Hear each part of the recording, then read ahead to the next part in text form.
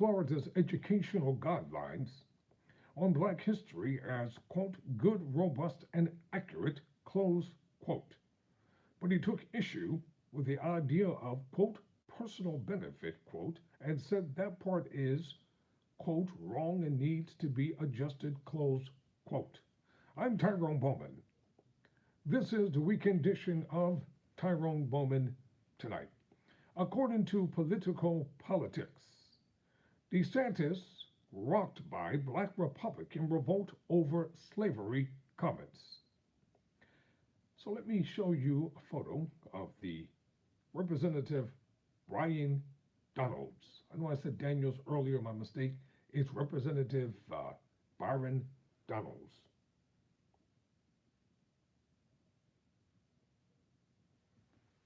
So let's get into the heart of this story.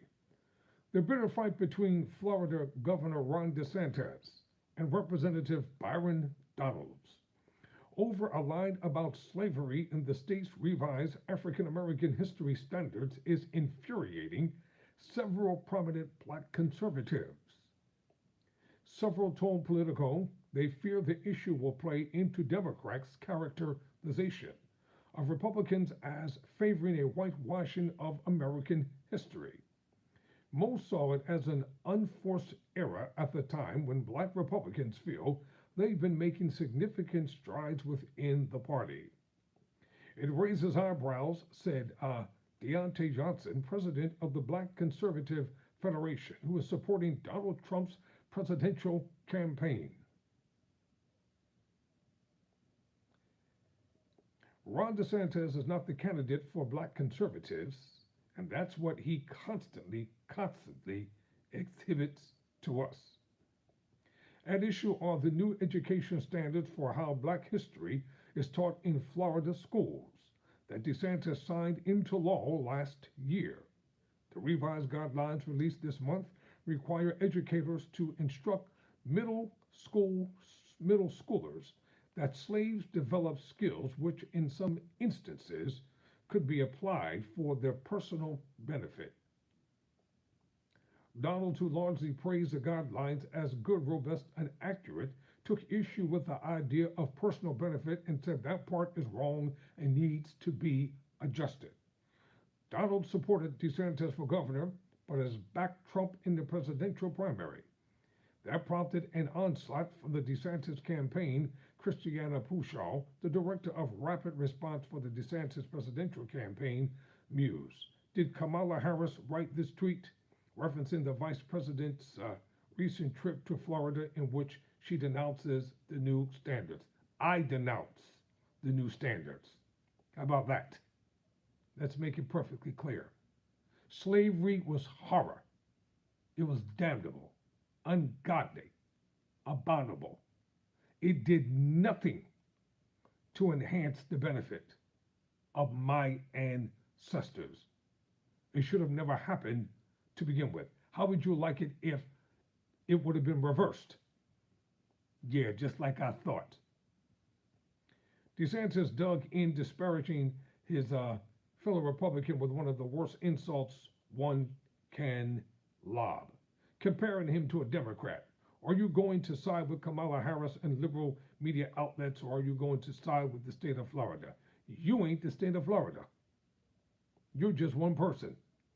And your policies toward black people, they're damnable. I don't even know why black people are living in Florida, to tell you the truth. To some prominent black Republicans, it was a DeSantis misstep, and one that comes as his campaign is attempting to jumpstart its flagging operation. It's just not a good position for the DeSantis campaign to take, and they're doubling down, and that's what's even more disgusting, said the Black Conservative Federation's Johnson. In recent days, allies of former President Donald Trump rushed to Donald's defense, characterizing the DeSantis campaign's pushback as a smear campaign. As the direct descendant of a slave, I have a hard time understanding Governor DeSantis' position that transferable skills learned in bondage are somehow a new benefit, said Representative Wesley Hunt, a Republican from Texas, an ally of Donald's. If Ron DeSantis spent more time doing the job the people of Florida elected him to do, and less time on his failing presidential campaign, perhaps Florida's curriculum on slavery would more accurately reflect the pain and heartbreak experienced by millions who suffered through the original sin. For another of DeSantis' rivals in the presidential primary, the controversy provided an opening. Senator, who is among the 5 black GOP members of Congress, added to the chorus of black conservatives criticizing DeSantis for supporting Florida's revised educational standard. There is no silver lining in slavery. Exactly, Scott said. Slavery was really about separating families, about mutilating humans, and even raping their wives. It was just devastating, and I'm inserting slavery was about economics, pure and simple. DeSantis responded to Scott on Friday, once more by accusing him of echoing Harris.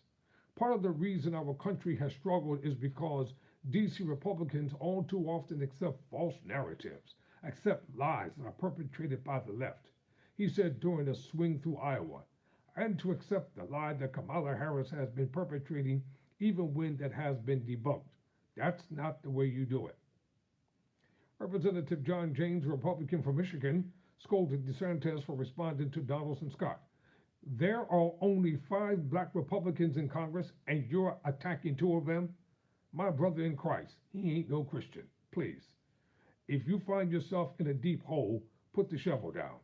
Longtime Republican strategist Deanna Bass Williams, who worked on Ben Carson's presidential campaign, lauded Daniels for his restraint.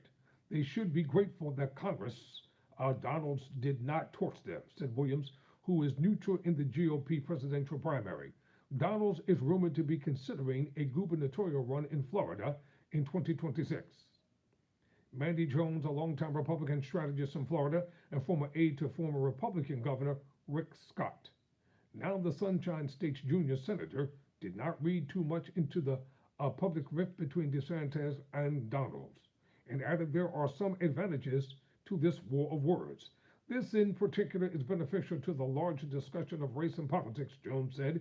This is the type of stuff that in the primary we get to see those nuances in the conversation. Many black Republicans found themselves in a quandary. On the one hand, having to push back on perceptions that slavery has positive attributes, but also fighting the perception that if they voice criticism, it leads to questions of whether they are succinctly conservative. Let me ask a question.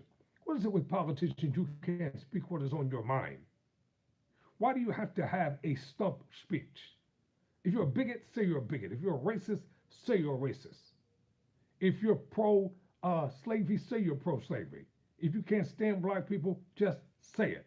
It would be refreshing once and for all to hear a politician say what they mean and mean what they say.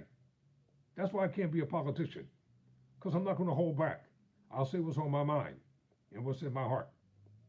Harrison Fields, Donald spokesperson, captured this in a tweet. If you condemn CRT and refuse to support BLM, black Republicans are called a coon, sellouts, and Uncle Clarence. If you vocalize minor distaste with a sentence in a curriculum that laud skills developed by slaves during slavery, black Republicans are called Democrats and frauds, he said.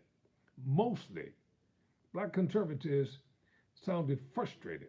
They've been thrust into the conversation on the merits and benefits of slavery at all. C.J. Pearson, a black Gen Z conservative activist, said, I think it's absurd we're having a debate about whether slavery was good for black people in 2023. I'll close by saying this. If DeSantis had said something pertaining to Holocaust, there wouldn't even be an issue. His campaign would have been shut down, and he would have been driven from office and long forgotten.